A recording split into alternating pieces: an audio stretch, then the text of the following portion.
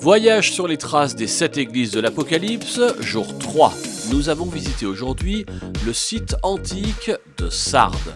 De nombreux vestiges sont parvenus jusqu'à nous, et notamment le temple d'Artémis et l'ancienne synagogue romaine, l'une des plus importantes de l'Antiquité en dehors d'Israël. Des fouilles et des travaux de restauration continuent d'être entrepris sur ce lieu essentiel qui fut la capitale du royaume de Lydie et le lieu où furent frappées les premières pièces de monnaie. Dans sa lettre, l'apôtre Jean reproche à l'église de Sardes de se tromper elle-même. Elle se croyait vivante, mais elle était morte. Elle se croyait invincible, mais elle était bien plus fragile qu'elle imaginait.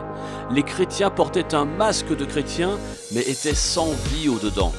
Le groupe a participé à une étude de cette lettre sur les lieux mêmes des ruines de la ville et a été invité à prier, à méditer et à s'approprier ces textes qui restent d'une troublante actualité. Rendez-vous ensuite à Thyatire, la ville nouvelle ayant été reconstruite sur l'ancienne. Seul un petit îlot archéologique situé en plein centre-ville est encore visible.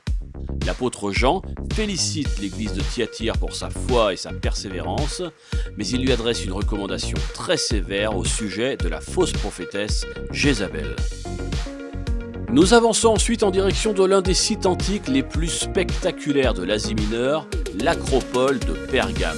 Située au sommet d'une colline escarpée, l'acropole domine la ville nouvelle de Pergame. Ancienne puissante capitale hellénistique sous les rois attalides, la ville est restée sous domination romaine, un centre religieux important. C'est ici que fut inventé le parchemin quand l'Égypte interdit l'exportation de papyrus. C'est dans ce théâtre, l'un des plus vertigineux du monde antique, que Mathieu Gangloff nous a conduit dans l'étude de cette lettre où l'apôtre Jean pointe l'idolâtrie de Pergame.